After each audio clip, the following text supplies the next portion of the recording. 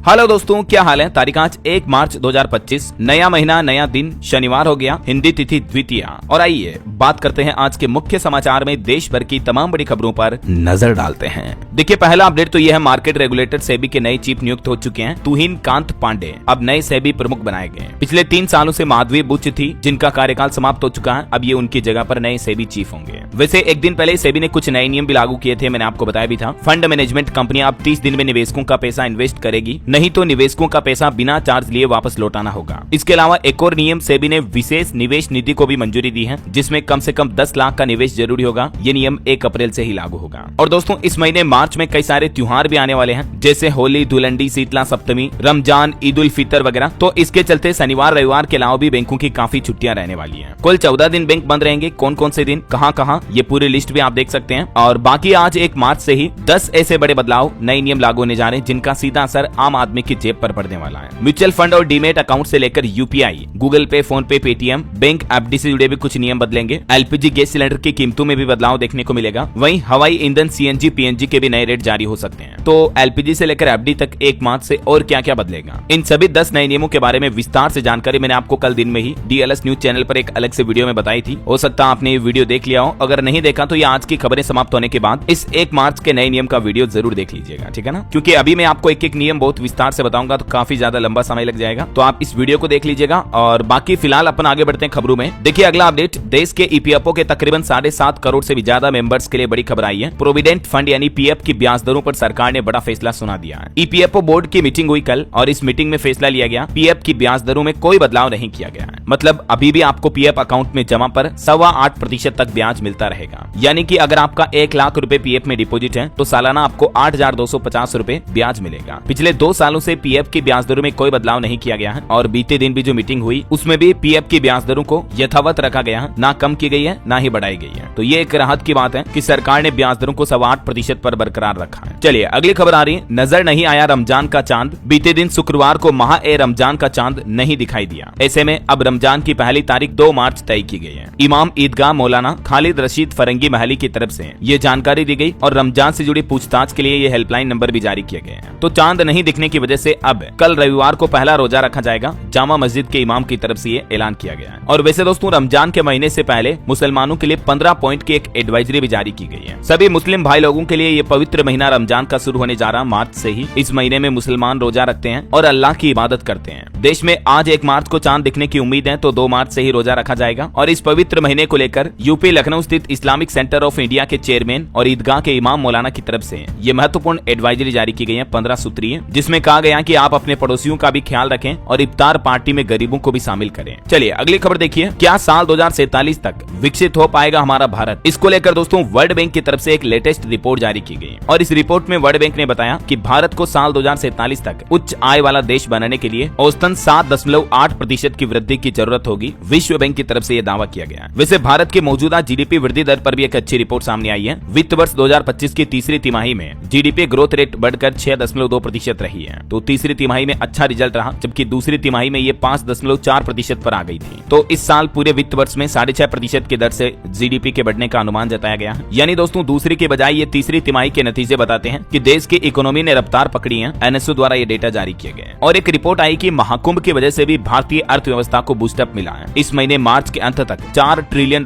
की हो जाएगी हमारे देश की इकोनॉमी। चलिए प्राइवेट नौकरी करने वालों के लिए भी अच्छी खबर आ रही है। इस साल लगभग 9.5% तक वेतन बढ़ा सकती है भारतीय कंपनियां। सबसे ज्यादा ई कॉमर्स के क्षेत्र में 0.5% तक की वेतन बढ़ोतरी यानी तनख्वाह में इंक्रीमेंट देखने को मिल सकता है। EY फ्यूचर ऑफ वे की तरफ से लेटेस्ट रिपोर्ट जारी की गई। चलिए अगली खबर देखिए, दिल्ली विधानसभा में हेल्थ डिपार्टमेंट पर भी केक की रिपोर्ट पेश हुई, जिसमें कुछ खुलासे हुए हैं कि दिल्ली में मोहल्ला क्लिनिक में टॉयलेट तक नहीं है, स्टाफ की काफी कमी है, बड़े ऑपरेशन के लिए मरीजों को लंबा इंतजार करना पड़ रहा है। दिल्ली की नई मुख्यमंत्री रेखा गुप्ता ने विधानसभा में यह हेल्थ डिपार्टमेंट से जुड़ी CAG रिपोर्ट पेश की। 7 पन्नों की इस रिपोर्ट में दिल्ली की पूर्व केजरीवाल सरकार के हेल्थ इंफ्रास्ट्रक्चर की काफी कमियां सामने आई हैं, जिसमें नर्स और डॉक्टर्स की संख्या भी पर्याप्त नहीं बताई गई। चलिए अगली खबर देखिए, सुप्रीम कोर्ट का बड़ा फैसला, रोहिंग्या शरणार्थी बच्चे भी सरकारी स्कूल में एडमिशन ले सकेंगे। और सुप्रीम कोर्ट ने इन बच्चों को हक देते हुए ये भी कहा कि अगर कोई स्कूल इनकार कर देता है तो आपको हाई कोर्ट जाने का भी पूरा अधिकार है। जो भी रोहिंग्या बच्चे हैं उनको सरकारी स्कूलों में एडमिशन देने से कोई रोक नहीं सकता है। ये सुप्रीम कोर्ट की तरफ से एक बहुत ही अच्छा फैसला सुनाया गया। रोहिंग्या मुस्लिम म्यांमार की सांप्रदायिक हिंसा से भागकर अवैध तरीके से भारत, बांग्लादेश और अन्य देशों में दाखिल हुए हैं, तो उनके हित पर यह सुप्रीम कोर्ट की तरफ से आदेश आया है। और वहीं दोस्तों तेलंगाना टनल हादसे पर भी खबर आ रही है कि मजदूरों के जिंदा बचने की संभावना बहुत ही कम दिख रही है। अब रेलवे की टीमें भी इस रेस्क्यू ऑपरेशन में जुटी। 22 फरवरी से आपको पता होगा 8 मजदूर इस टनल में फंसे हुए हैं। तेलंगाना के नागर कुर्नूल में ये टनल हादसा हुआ था। इस घटना को 6 दिन बीत चुके हैं, लेकिन अभी तक भी 8 मजदूरों को बाहर नहीं निकाला जा सका है। हालांकि रेस्क्यू ऑपरेशन अभी भी जारी है। वहीं खबर है मणिपुर में 6 मार्च तक बढ़ाया गया हथियार सरेंडर करने का समय। मणिपुर के गवर्नर भल्ला की तरफ से निर्देश जारी किए गए। चलिए अगली खबर आ रही है। बाबा राम रहीम की पैरोल के खिलाफ याचिका खारिज हुई। एसजीपीसी ने ये याचिका दायर की थी। सुप्रीम कोर्ट ने कहा कि व्यक्ति विशेष को निशाना नहीं बनाया जा सकता है। वहीं सुप्रीम कोर्ट में किसान आंदोलन पर भी सुनवाई हुई। केंद्र सरकार और किसानों के बीच 2 बैठकें हुई। तीसरी बैठक अब 19 मार्च को होनी है। इस बीच खबर है कि किसान नेता डल्लेवाल जो कि अनशन पर बैठे हुए हैं, उनकी तबीयत काफी नाजुक है। पंजाब हरियाणा के संभू और खनौरी बॉर्डर पर किसान आंदोलन को शुरू हुए 1 साल से भी ज्यादा समय हो चुका है और जगजीत सिंह डल्लेवाल किसान नेता को अनशन पर 95 दिन से ज्यादा का समय हो गया। बीते 4 दिनों से उनकी तबीयत काफी खराब चल रही है। अब इस मामले को लेकर सुप्रीम कोर्ट में सुनवाई हुई है और सुप्रीम कोर्ट में सुनवाई के दौरान ही केंद्र सरकार और किसानों के बीच हुई बैठकों पर भी बातचीत हुई। अब अगली बैठक 19 मार्च को होनी है। चलिए अगली खबर देखिए। उत्तराखंड से एक ग्राउंड रिपोर्ट सामने आ रही है कि उत्तराखंड के कई गाँव में बोर्ड लगाए गए हैं कि बाहरी लोग यहाँ जमीन न खरीदें, क्योंकि गाँव वाले बोले कि हिमाचल जैसा कानून हमारे राज्य में भी होना चाहिए, नहीं तो पहाड़ में पहाड़ी ही नहीं बचेंगे। वहीं खबर देखिए उत्तर प्रदेश में 11 स्वास्थ्य अधिकारियों के ट्रांसफर किए गए। 8 जिलों के सीएमओ भी बदले गए। सुशील कुमार बनियान की अयोध्या में तैनाती की गई। महाकुंभ के बाद अब उत्तर प्रदेश की योगी सरकार ने ये यूपी के स्वास्थ्य विभाग में भी बड़ा फेरबदल किया है। वहीं खबर है दोस्तों उत्तर प्रदेश में अब आप अपने जिले में भी कर सकेंगे संगम स्नान, क्योंकि सरकार टैंकर में भरकर भेज रही है गंगा का जल। प्रयागराज में पंडाल भी उखाड़े जा रहे हैं। महाकुंभ के समापन के बाद अब वापस मतलब पंडाल वगैरह को खोला जा रहा है। और इस बीच सीएम योगी का प्लान है महाकुंभ न आ पाने वाले लोगों को अब सरकार उनके ही जिले में संगम स्नान कराने की तैयारी कर रही है और इसके लिए दमकल विभाग की गाड़ियों से सभी 75 जिलों में संगम का जल भी भेजा जा रहा है। हालांकि संगम में अब भीड़ नहीं है, अभी भी स्नान के लिए काफी श्रद्धालु पहुंच रहे हैं जो कुंभ के दौरान नहीं आ पाए थे। चलिए अगली खबर आ रही है। भारत और यूरोपीय संघ इस साल free trade agreement deal final करेंगे। 17 साल से ये समझौता रुका था, लेकिन अब फाइनली ये समझौता होने जा रहा और दोनों देश रक्षा सहयोग भी बढ़ाएंगे। बीते दिन प्रधानमंत्री नरेंद्र मोदी और यूरोपियन यूनियन कमीशन के अध्यक्ष उर्सुला के बीच मुलाकात हुई। वो अभी भारत दौरे पर आई हुई है और इसी दौरान इस मुलाकात में ये तय किया गया कि इस साल 2025 के अंत तक भारत और यूरोपीय संघ की फ्री ट्रेड डील को साइन किया जाएगा। चलिए भाषा विवाद को लेकर बड़ी खबर देखिए। तमिलनाडु के मुख्यमंत्री एम.के. स्टालिन बोले कि हमारे सामने भाषा डिलिमिटेशन की लड़ाई है। उन्होंने कहा कि राज्य को बचाने के लिए हर आदमी को खड़ा होना होगा, एक रहना होगा। आपको पता होगा तमिल, हिंदी और कई सारी साउथ की भाषाओं को लेकर अक्सर राज्य सरकारों और केंद्र सरकार के बीच विवाद देखने को मिलते हैं। तो इसी बीच अब तमिलनाडु गवर्नमेंट का ये कहना है। वैसे पंजाब में भी पंजाबी भाषा के विरोध के बाद अब CBSE ने कहा कि 10वीं में पंजाबी भाषा फिर से कंपलसरी होगी। 2026 ड्राफ्ट से पहले इसको हटा दिया था, लेकिन पंजाब सरकार के विरोध के बाद इसे वापस लिया है। चलिए बड़ी खबर देखिए। मुस्लिम पक्ष को हाई कोर्ट से बड़ा झटका लगा। उत्तर प्रदेश में संभल जामा मस्जिद में नहीं होगी रंगाई पुताई। कोर्ट ने कहा कि ASI की निगरानी में साफ सफाई होनी चाहिए। आपको पता होगा उत्तर प्रदेश में संभल जामा मस्जिद विवाद चल रहा हिंदू मुस्लिम पक्ष के बीच, तो इस मामले में अब मुस्लिम पक्ष को बड़ा झटका लगा है। इलाहाबाद हाईकोर्ट ने मस्जिद की रंगाई पुताई करवाने की अनुमति नहीं दी है। ASI की तरफ से रिपोर्ट सौंपी गई और उसके बाद हाईकोर्ट की तरफ से ये फैसला आया। हाईकोर्ट ने कहा कि संभल की शाही जामा मस्जिद में केवल साफ सफाई की अनुमति है, कोई रंग पेंटिंग वगैरह करवाने की इजाजत नहीं है। चलिए बड़ी खबर देखिए। टैक्स रेवेन्यू को लेकर अपडेट आ रहा है कि राज्यों को मिलने वाले कर राजस्व में 2026-27 से कटौती कर सकती है केंद्र सरकार। तनाव बढ़ने की भी आशंका है। और वहीं देखिए एक रिपोर्ट सामने आ रही है कि भारत ने अपनी निजी खपत बढ़ने के मामले में US, चाइना व जर्मनी को भी पीछे छोड़ दिया है। उपभोक्ता बाजार पर रिपोर्ट में दावा किया जा रहा है कि भारत में मतलब कंजप्शन बढ़ रहा है, उपभोक्ताओं द्वारा चीजों की खपत बढ़ रही है। रिपोर्ट में यह भी कहा गया कि साल 2026 तक भारत दुनिया का तीसरा सबसे बड़ा उपभोक्ता बाजार बन जाएगा, यानी अपॉर्चुनिटी काफी ज्यादा है इंडिया में अभी भी। और टेक न्यूज से भी एक रिपोर्ट आ रही कि AI यानी आर्टिफिशियल इंटेलिजेंस की मदद से GDP में 25 से 30 अरब डॉलर का योगदान देगा स्वास्थ्य सेवा क्षेत्र। AI की मदद से उपचार के बेहतर परिणाम देखने को मिलेंगे। डेलोइट की तरफ से भारत में स्वास्थ्य सेवा क्षेत्र को लेकर ये लेटेस्ट रिपोर्ट जारी की गई। और महंगाई से जुड़ी एक बड़ी खबर देखिए। आम लोगों को मिलेगी राहत, लेकिन किसानों को परेशान करेंगे प्याज के रेट। कृषि मंत्री की तरफ से अफसरों को कुछ आदेश जारी किए गए हैं। अभी कृषि मंत्रालय द्वारा जारी लेटेस्ट आंकड़ों के मुताबिक दोस्तों महाराष्ट्र, मध्य प्रदेश और अन्य राज्यों में किसानों को उपज की काफी कम कीमत मिल रही है, क्योंकि प्याज के भाव बहुत ज्यादा गिरते जा रहे हैं। देश की थोक सब्जी मंडियों में भी प्याज की कीमतें गिरी हुई हैं। इससे किसानों को भारी भरकम नुकसान झेलना पड़ रहा है। और इस बीच अब केंद्रीय कृषि मंत्रालय की तरफ से रबी सीजन की फसलों को लेकर भी अहम आंकड़े जारी किए गए, जिसमें बताया गया है कि इस बार भी प्याज की बुआई के रकबे में बढ़ोतरी हुई है। ऐसे में देश भर में प्याज का बम्पर उत्पादन होने का अनुमान है, तो मार्केट में लोगों को तो महंगाई से राहत मिलेगी, प्याज की कीमतें सस्ती रहेगी, लेकिन किसानों को कहीं न कहीं बड़ा नुकसान हो सकता है। तो सरकार को जरूर किसानों को भी राहत देने के लिए कुछ अच्छी योजना लानी चाहिए, राइट। क्योंकि कई बार ऐसा होता है कि जैसे प्याज, लहसुन, आलू वगैरह की कीमतें कुछ सालों में तो बहुत ज्यादा बढ़ जाती है, कुछ सालों में इतनी ज्यादा गिर जाती है कि किसानों को उनकी फसल का खर्चा भी पूरा नहीं मिल पाता है। तो ये मार्केट के असंतुलन के दौरान सरकार को किसानों की मदद अवश्य करनी चाहिए, राइट। चलिए अगली बड़ी एक चिंताजनक रिपोर्ट देखिए आप। जलवायु परिवर्तन की वजह से नर वानरों की आबादी में भारी गिरावट देखने को मिली है और वैज्ञानिकों ने यह भी दावा किया कि इन वानरों के व्यवहार में बदलाव हो रहा है, ये पहले से ज्यादा चिड़चिड़े हो रहे हैं। वानर जैसे कि बंदर, लंगूर, मकाका,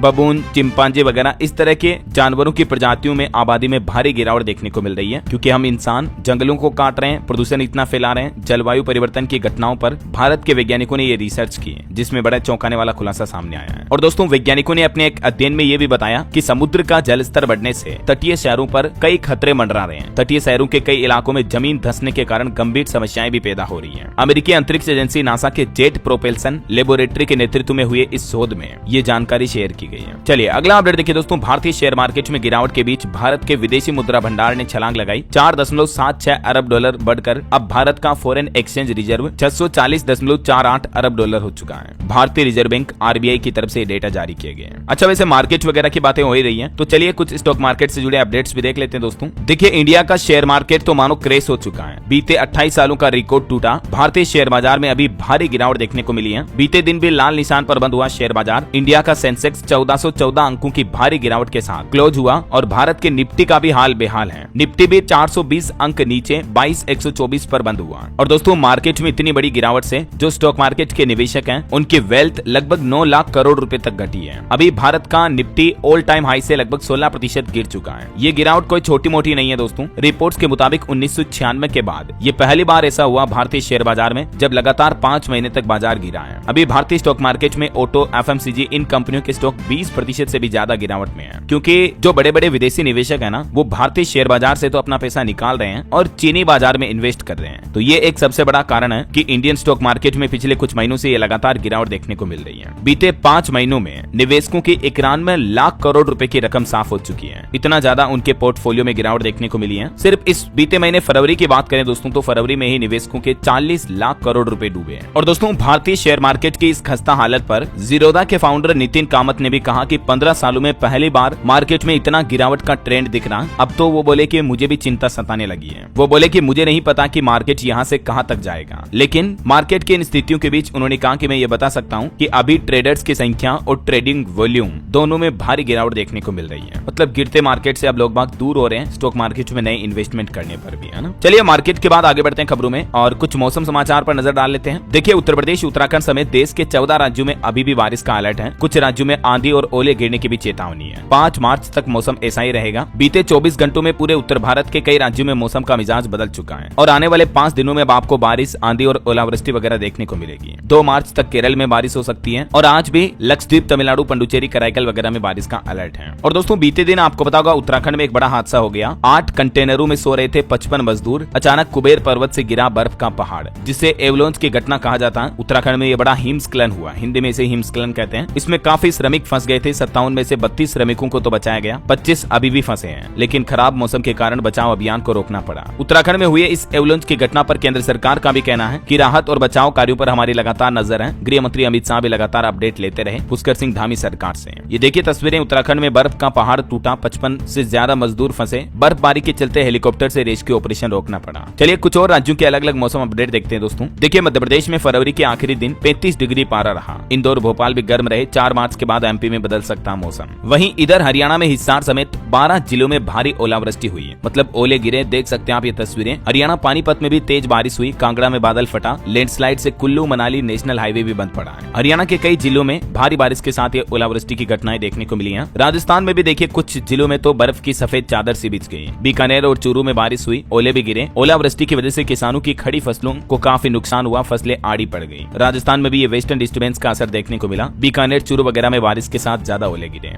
इधर पंजाब के भी 9 जिलों में अब बारिश का ऑरेंज अलर्ट जारी हुआ। तापमान 5 डिग्री तक गिरा और पंजाब में आज से ही तो स्कूलों का समय भी बदल जाएगा। स्कूलों का नया टाइम क्या होगा अब 1 मार्च से ही, इस बाबत जानकारी भी आप देख सकते हैं। सुबह 8:30 बजे ही खुलेंगे स्कूल। अब इतने दिन ठंड थी तो सर्दी के मौसम का टाइम चल रहा था, अभी वापस गर्मी पड़ने लगी तो स्कूलों का टाइम बदल चुका है। वहीं छत्तीसगढ़ में मौसम विभाग का कहना है कि 2 दिन पड़ेगी तेज गर्मी, 4 डिग्री तक चढ़ेगा पारा। छत्तीसगढ़ के 5 शहरों में अधिकतम तापमान 33 डिग्री के पार चल रहा है। और बिहार में भी देखिए फिर से बदलेगा मौसम का मिजाज, 12 जिलों में आंधी के साथ बारिश का अलर्ट है। और भी दोस्तों अगले 24 घंटों के दौरान मौसम की संभावित गतिविधियां क्या रह सकती हैं, इस बारे में जानकारी आप देख सकते हैं स्क्रीन पर। ओके, और चलिए मौसम के बाद अब अपन आज के सराफा बाजार पर नजर डाल लेते हैं। तो देखिए आखिरकार सोना सस्ता हुआ है। गोल्ड में 1537 रुपए की बड़ी गिरावट देखी गई और अभी सोना 84,056 रुपए प्रति 10 ग्राम पर पहुंच चुका है। बीते 10 दिनों में दोस्तों सोना 2677 रुपए तक सस्ता हुआ है और चांदी भी 1568 रुपए सस्ती हुई बीते दिन। अभी चांदी का भाव 93,480 रुपए प्रति किलो चल रहा है। ओके, और चलिए गोल्ड प्राइस के बाद आगे बढ़ते हैं खबरों में। देखिए अगली बड़ी अच्छी खबर, बीमा कंपनियों को जोखिम से बचने के लिए वायदा विकल्प कारोबार की भी मंजूरी मिल चुकी है इरडा की तरफ से। Insurance regulatory development authority of India की तरफ से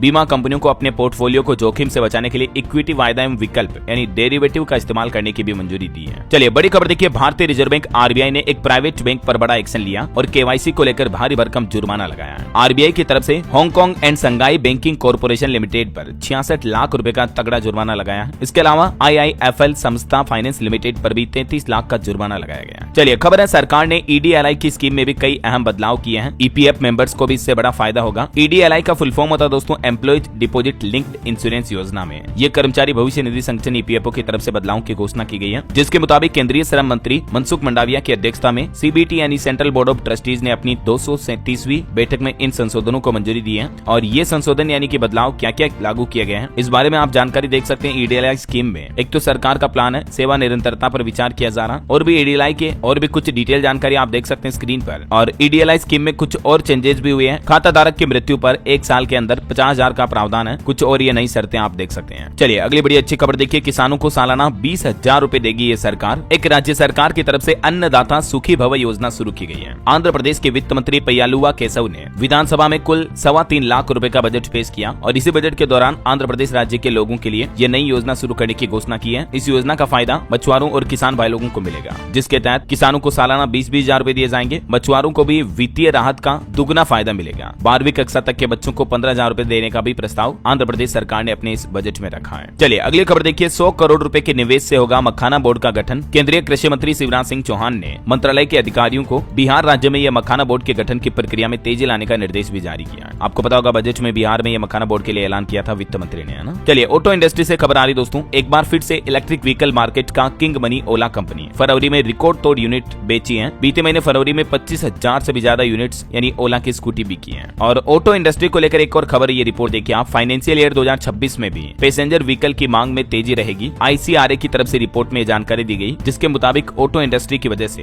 भारत की अर्थव्यवस्था और ज्यादा मजबूत होगी। देश में मतलब पैसेंजर व्हीकल की बढ़ोतरी में लगातार वृद्धि रहने का अनुमान है। चलिए टेक न्यूज से खबर देखिए, अब एप्पल के प्रोडक्ट भी आप 10 मिनट में खरीद पाएंगे। ब्लिंकिट इनको भी डिलीवर करेगा। कंपनी के सीईओ की तरफ से बड़ा ऐलान किया गया है। जैसे मैकबुक, आईफोन, आईपैड वगैरह भी खरीदने हैं ना आपको, तो 10 मिनट में आपके पास डिलीवर हो जाएंगे, है ना। फिलहाल ये सुविधा किन किन शहरों में शुरू की जा रही है, तो जो देश की बड़ी सिटी हमारे देश में मुंबई, पुणे, लखनऊ, जयपुर, चेन्नई, बेंगलुरु वगैरह, यहाँ पर ये ब्लिंकिट एप्पल के साथ मिलकर नई सुविधा शुरू कर रही है। चलिए अगली खबर आ रही, जम्मू कश्मीर हाईकोर्ट ने पर्यटकों को बड़ी राहत दी। टोल टैक्स को लेकर नया आदेश जारी किया, जिसके मुताबिक वाहन चालकों से लखनपुर व बन टोल प्लाजा पर कुल टोल टैक्स का सिर्फ 20% टोल टैक्स ही वसूला जाएगा। जम्मू व लद्दाख हाईकोर्ट के जजों की तरफ से ये फैसला सुनाया गया। चलिए अगली खबर देखिए, जीएसटी कानून से अब किसी को भी गिरफ्तार करना आसान नहीं होगा। सुप्रीम कोर्ट ने एक अहम आदेश में अपना फैसला सुनाते हुए कहा कि जीएसटी से जुड़ा अगर कोई विवाद है तो सिर्फ इन कानूनों के आधार पर किसी भी व्यक्ति को गिरफ्तार नहीं किया जा सकता है, बल्कि गिरफ्तारी के लिए कोई ठोस वजह होनी चाहिए। और वहीं देखिए विपक्ष ने केंद्र सरकार पर आरोप लगाते हुए कहा कि देश में असमानता बढ़ती जा रही है। देश के 58% आय पर सिर्फ 10% अमीरों का कब्जा है। प्रियंका गांधी वाड्रा ने सरकार पर यह तंज कसा। वहीं पंजाब सरकार का प्लान देखिए, राज्य में शिक्षा सुधार के लिए मुख्यमंत्री भगवंत मान ने बड़ा ऐलान किया। कहा कि सरकारी स्कूलों में चलेगा मेगा पीटीएम अभियान। पीटीएम यानी पेरेंट्स टीचर मीटिंग का अभियान चलेगा, जिसके तहत अब सरकारी स्कूलों में भी बच्चों के माता पिता से टीचर मिलकर बातचीत करेंगे। चलिए खबर है, दिल्ली वालों की लाइफ होगी आसान। लॉरेंस जैसे गैंगस्टर्स की आएगी सामत। गृह मंत्री अमित शाह ने मुख्यमंत्री रेखा गुप्ता को यह नया प्लान बताया और देश की राजधानी दिल्ली को बिल्कुल क्राइम फ्री बनाने का ये एक्शन प्लान तैयार किया गया है, जिसके तहत गैंगस्टर के खिलाफ सख्त कार्रवाई की जाएगी। गृह मंत्री का कहना कि दिल्ली वालों को एक और बड़ी सौगात मिलेगी, पुलिस का राज खत्म होगा। इस काम के लिए अब आपको परमिशन भी नहीं लेनी पड़ेगी। दिल्ली में नई सरकार के आदेश के मुताबिक अब कंस्ट्रक्शन वर्क को करवाने के लिए दिल्ली पुलिस की मंजूरी लेने की जरूरत नहीं होगी। केंद्रीय गृह मंत्री ने इस बाबत निर्देश भी जारी कर दिया है। वहीं खबर है जम्मू कश्मीर को जल्द ही मिलेगा पूर्ण राज्य का दर्जा। अनुच्छेद 370 हटने के बाद यहाँ की तस्वीर काफी बदली है। सामाजिक न्याय एवं अधिकारिता राज्य मंत्री रामदास अठावले की तरफ से ये बात की जानकारी दी गई। चलिए खबर है प्रधानमंत्री नरेंद्र मोदी आज कृषि और ग्रामीण क्षेत्रों पर वेबिनार करेंगे। शनिवार 1 मार्च को पीएम मोदी की ये मुख्य वेबिनार होगी और इस वेबिनार का उद्देश्य है देश में कृषि और ग्रामीण क्षेत्रों के लिए चर्चा करना और नई रणनीति बनाना। सुबह 10 बजे ये वेबिनार शुरू होगी। चलिए खबर देखिए, इंडिगो कंपनी मुंबई से इस शहर के लिए 22 मार्च से सीधी फ्लाइट सेवा शुरू करने जा रही है। मुंबई से सेशल्स के लिए अब आपको डायरेक्ट फ्लाइट मिल पाएगी। वहीं खबर है उत्तर प्रदेश में देखिए आप, बेल्जियम की राजकुमारी और मुख्यमंत्री योगी आदित्यनाथ कल रविवार को एक साथ आएंगे बिजनौर। इस दौरान उनके साथ में 70 और विदेशी मेहमान भी होंगे और इस दौरान सीएम योगी दुनिया के कई नेताओं के साथ इस मुख्य कार्यक्रम में शामिल होंगे। चलिए खबर है यूपी में अब डीएम घोषित करेंगे वक्फ संपत्ति।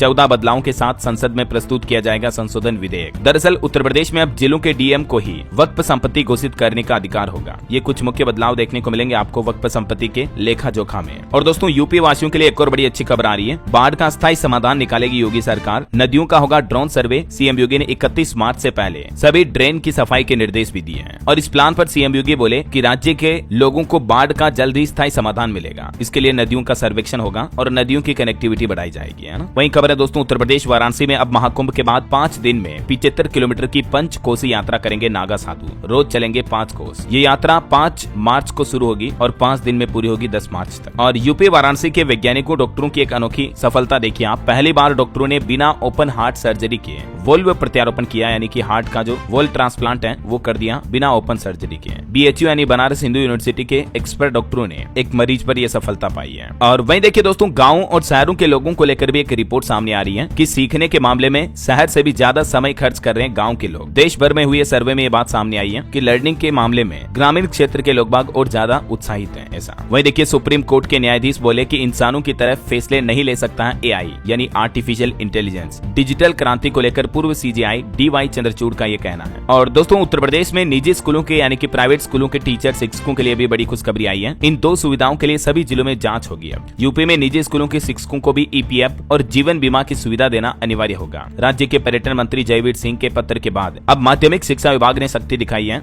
और सभी जिलों में जांच कराने का निर्णय भी लिया है। चलिए अगली खबर आ रही, देश भर के आईटीआई और एनएसटीआई के लिए बने नए कोर्स। युवाओं की तकनीकी स्किल्स में सुधार होगा, नई जॉब में मिलेगी। युवाओं को नई तकनीकों में कुशल बनाने के लिए प्रशिक्षण महानिदेशालय की तरफ से कुछ नए पाठ्यक्रम यानी नए सिलेबस बनाए गए हैं आईटीआई की पढ़ाई करने वाले स्टूडेंट्स के लिए, है ना। और 31 तरह के तो नए कोर्स भी शामिल किए गए हैं। कुछ नए शॉर्ट टर्म कोर्स होंगे, कुछ रिवाइज किए गए कोर्स भी होंगे, देख सकते हैं आप डिटेल। चलिए खबर आ रही है, अब बेटियों की राह में बाधा नहीं बनेगी एमटीपी किट। ऑनलाइन बिक्री पर रोक लगा दी है और इस तरह का शिकंजा कसने वाला देश का पहला राज्य बन चुका है हरियाणा। दरअसल हरियाणा सरकार ने घटते लिंगानुपात को सुधारने के लिए ये महत्वपूर्ण कदम उठाया है। राज्य में अब online medical termination of pregnancy यानी एमटीपी किट की बिक्री पर रोक लगा दी गई है और नए नियम नए आदेश के मुताबिक अब बिना डॉक्टर के प्रिस्क्रिप्शन यानी डॉक्टर की पर्ची के बिना ऑनलाइन कंपनियां इस किट की होम डिलीवरी नहीं कर पाएगी, है ना। वहीं खबर है महिलाओं को भी बजट सत्र के बाद हर महीने मिलने लगेंगे 2100 रूपए। हरियाणा के मुख्यमंत्री नायब सिंह सैनी सरकार की तरफ से घोषणा करते हुए कहा गया है कि बीते 100 दिन में ही हमने 18 वादे पूरे किए हैं और इस बीच महिलाओं के लिए भी उन्होंने ये घोषणा की। चलिए खबर आ रही कि देश में हर साल 35 से 40 सैन्य विमानों के निर्माण की जरूरत है। वायुसेना चीफ बोले कि अब हम पीछे मुड़कर नहीं देख सकते हैं। वहीं खबर है हिमाचल प्रदेश में पटवारियों और कानूनगों के कार्यालयों पर लटका ताला। पेन डाउन स्ट्राइक चल रही, इनकी हड़ताल चल रही। इसके चलते राज्य भर में 43 तरह की सेवाएं ठप पड़ी हैं। 1 करोड़ से भी ज्यादा का नुकसान हो चुका है। चलिए खबर देखिए, देश भर को टीबी मुक्त कर देंगे। स्वास्थ्य और परिवार कल्याण मंत्रालय के मंत्री जेपी नड्डा की तरफ से दावा किया गया। उन्होंने आयुष्मान कार्ड में कैंसर कवरेज और उड़ीसा राज्य के सरकार के प्रयासों को भी सराहा। उड़ीसा में 90वें राष्ट्रीय शिखर सम्मेलन का उद्घाटन करते हुए ये स्वास्थ्य मंत्री की तरफ से कुछ घोषणाएं की गई। उन्होंने कहा कि इस साल 2025 के अंत तक भारत टीबी मुक्त हो जाएगा। और वहीं दोस्तों पीएम आवास योजना पर भी अपडेट आ रहा। 31 मार्च तक चलेगा पीएम आवास योजना का सर्वे। आप भी वेटिंग लिस्ट में अपना नाम शामिल करवा सकते हैं ऑनलाइन पोर्टल के माध्यम से। जिन लोगों के पास घर नहीं है, जिनकी आय काफी कम है, उनको सरकार इस योजना का लाभ देगी, है ना। चलिए अगली खबर आ रही है, इस बार श्रद्धालुओं की मुश्किलें बढ़ सकती हैं। 4 धाम यात्रा महंगी हो सकती है। 4 धाम यात्रा के किराए को लेकर भी जल्द ही उत्तराखंड सरकार फैसला लेते हुए नए दिशा निर्देश जारी करेगी, तो बता दूंगा मैं आपको अपडेट। वहीं खबर देखिए, पीएम मोदी ने की आयुष क्षेत्र की समीक्षा। दुनिया भर में आयुष की बढ़ती स्वीकार्यता और इसको बढ़ावा देने की क्षमता पर चर्चा हुई। और आपको सावधान करने वाली एक खबर बताता हूँ दोस्तों, कॉल मर्ज साइबर फ्रॉड के बारे में आपको जानना चाहिए। ये आजकल एक तरह का नया स्कैम चल रहा है जिसमें कॉल से ओटीपी जनरेट करके लोगों के साथ ठगी की जा रही है। पुलिस ने आम लोगों को कॉल मर्ज साइबर स्कैम को लेकर अलर्ट भी जारी किया है कि लोग बाग फोन करके ओटीपी लेकर के लोगों को चपत लगा रहे हैं, उनके बैंक खाते से पैसे कट रहे हैं। तो आप इस तरह के किसी भी झांसे में ना आए, सतर्क रहें और अपने पैसों की सुरक्षा करें, है ना। चलिए खबर है, किया कंपनी ने पेश की अपनी नई इलेक्ट्रिक कार EV4। बेहतरीन बैटरी के साथ आपको कई लग्जरी फीचर भी मिलेंगे और भारत की डिजिटल अर्थव्यवस्था पर भी एक अच्छी रिपोर्ट आ रही है कि अभी हमारा देश दुनिया की सबसे तीसरी बड़ी डिजिटलाइज्ड इकोनॉमी बन चुका है। अमेरिका और चाइना के बाद तीसरे नंबर पर भारत है, जहां सबसे ज्यादा डिजिटलाइजेशन है, मतलब जैसे ऑनलाइन पेमेंट, UPI वगैरह डिजिटल चीजों का इस्तेमाल ज्यादा होता है, मतलब समझ रहे हो। और अभी तो देखिए एक नई पहल, मुंबई एयरपोर्ट के मल्टी लेवल कार पार्किंग में भी आपको कैशलेस डिजिटल पेमेंट सिस्टम की सुविधा मिलेगी। UPI, क्रेडिट कार्ड वगैरह के जरिए ऑनलाइन भी आप पेमेंट कर पाएंगे, है ना। चलिए अगली बड़ी अच्छी खबर देखिए, इस राज्य के कर्मचारियों, पेंशनरों और वकीलों के लिए बड़ी खबर आई है। सरकार देगी 10 लाख रुपए तक का मुफ्त इलाज। दरअसल दोस्तों, झारखंड के मुख्यमंत्री हेमंत सोरेन सरकार की तरफ से राज्य कर्मियों के लिए एक नई स्वास्थ्य बीमा योजना शुरू की है, जिसके तहत कर्मचारी 5 लाख रुपए तक का तो मुफ्त इलाज कर पाएंगे। इसके अलावा भी 5 लाख रुपए तक का अतिरिक्त बेनिफिट उनके परिवार वालों को भी मिलेगा। तो इसी योजना को लेकर मुख्यमंत्री बोले कि अब इलाज की कोई चिंता नहीं है, सरकार उठाएगी आपका पूरा खर्च। झारखंड के सरकारी कर्मचारियों के लिए यह बड़ी खुशखबरी आई। आखिरकार सीएम सोरेन सरकार ने अपना वादा पूरा किया। वहीं एक और बड़ी घोषणा की उन्होंने, कहा कि धनबाद, देवघर समेत झारखंड के 6 शहरों में खुलेंगे मेडिकल कॉलेज। राज्य के स्वास्थ्य मंत्री इरफान अंसारी की तरफ से बजट सत्र के दौरान ये कई बड़े ऐलान किए गए हैं। किन किन जिलों में ये मेडिकल कॉलेज खोले जाएंगे देख सकते हैं आप डिटेल में। और एक अच्छी खबर है, हाईटेक होगी अब झारखंड के सरकारी स्कूलों की पढ़ाई। 28,945 स्कूलों को टेबलेट दिए हैं हेमंत सोरेन सरकार ने। अब इन टेबलेट का इस्तेमाल शिक्षकों की ट्रेनिंग, मॉनिटरिंग, बायोमेट्रिक उपस्थिति वगैरह के लिए भी किया जाएगा। और देखिए, देश की वित्त मंत्री निर्मला सीतारमण का कहना है कि बिजनेस और टेक्नोलॉजी से तय होगा नया वर्ल्ड ऑर्डर। भारत को निभानी होगी अहम भूमिका।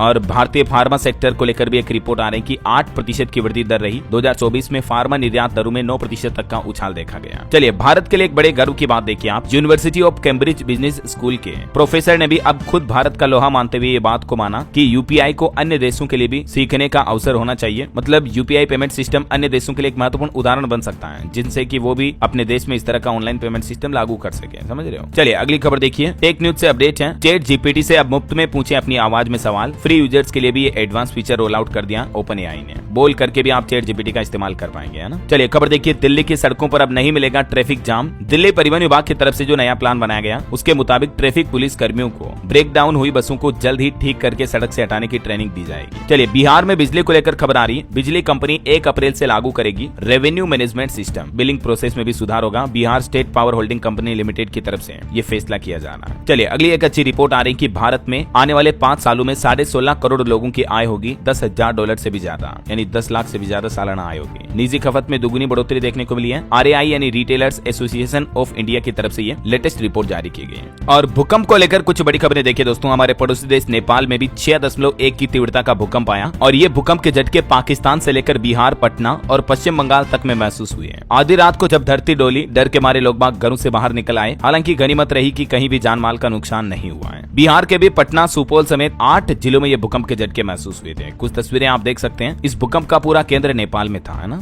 चलिए अगली खबर आ रही, उत्तर प्रदेश में बस सेवा से जुड़ेंगे यूपी राज्य के 28,000 गाँव। क्योंकि अभी महाकुंभ के लिए जो एक्स्ट्रा बसें चलाई थी योगी सरकार ने, तो उन बसों को अतिरिक्त गाँव में जोड़ा जाएगा वापस, जहाँ बस सेवाएं नहीं है वहाँ पर। चलिए खबर आ रही है, उत्तराखंड में इन सरकारी कर्मचारियों को दी जाएगी अनिवार्य सेवानिवृत्ति। मुख्यमंत्री पुष्कर सिंह धामी सरकार ने निर्देश जारी किया और कहा कि अपने दायित्वों से बचने वाले सरकारी कर्मचारियों को समय से पहले ही रिटायर्ड कर दिया जाएगा। जो मतलब अनुशासनहीनता दिखाते हैं, समय पर अपनी ड्यूटी पूरी नहीं करते हैं, ऐसे कर्मचारियों को, है ना। वहीं झारखंड के मुख्यमंत्री हेमंत सोरेन ने भी शिक्षकों के 50 घंटे फिक्स किए। नए टास्क के लिए 28,945 प्रिंसिपल को टेबलेट भी बांटे हैं। विद्यालय रिपोर्ट कार्ड और शिक्षकों के कुछ अनिवार्य कार्यों के लिए 50 घंटे का प्रशिक्षण लेना अनिवार्य होगा। और वहीं खबर देखिए दोस्तों, जमीन बेचने खरीदने वालों के लिए बिहार में सख्त नियम लागू हुआ 1 मार्च 2025 से। आज से ही ये काम करना होगा। बिहार रेरा ने सभी संबंधित रियल एस्टेट परियोजनाओं को एक यूनिक QR कोड प्रदान किया है और इस QR कोड को स्कैन करके आप सारी जानकारियां देख पाएंगे। इस नए नियम से खरीदारों विक्रेताओं के बीच जानकारी को आदान प्रदान को सरल बनाया जाएगा और पारदर्शिता को बढ़ावा दिया जाएगा। वहीं देखिए, बिहार में भूमि सर्वे करने वाले 900 कर्मचारियों ने इस्तीफा भी दे दिया, जिससे अब भूमि सर्वे से जुड़े कुछ कार्यों में भी दिक्कतें आने लगी हैं बिहार सरकार को। वहीं बिहार भागलपुर में भी एक नई सड़क बनने जा रही है। 170 करोड़ रुपए के खर्च के इस बजट पर नीतीश सरकार ने मंजूरी दी है। भागलपुर और बांका के गाँव के लोगों के लिए ये खुशखबरी है। और अगली बड़ी खबर देखिए दोस्तों, गिलोय जो की एक तरह की औषधीय बेल है। कोरोना काल के बाद से गिलोय को दुनिया भर में पहचान मिली है। रिपोर्ट आ रही है कि बीते एक दशक में शोध प्रकाशनों में 300% तक की बढ़ोतरी बढ़ोतरी हुई गिलोय पर। चलिए खबर है एल्मिको त्रिपुरा राज्य में अपना पहला सहायक उत्पादन केंद्र स्थापित करेगा। और खबर है आधार अनुशासन पोर्टल भी लॉन्च हुआ, अब स्ट्रीमलाइन अप्रूवल प्रोसेस और आसान होगा। सरकार ने आधार कार्ड के प्रमाणीकरण के लिए ये नया पोर्टल लॉन्च किया, जिसके तहत ये कुछ नई सर्विस मिलेगी आपको इस पोर्टल पर। और इसके अलावा दोस्तों निजी इकाइयों को भी आधार से चेहरा प्रमाणित करने के लिए भी उदय की तरफ से एक नया पोर्टल लॉन्च किया गया, फेस रिकॉग्निशन सिस्टम को प्राइवेट सेक्टर की कंपनियों के लिए इंटीग्रेट करने के लिए। ये इस नए प्लेटफॉर्म का एड्रेस है।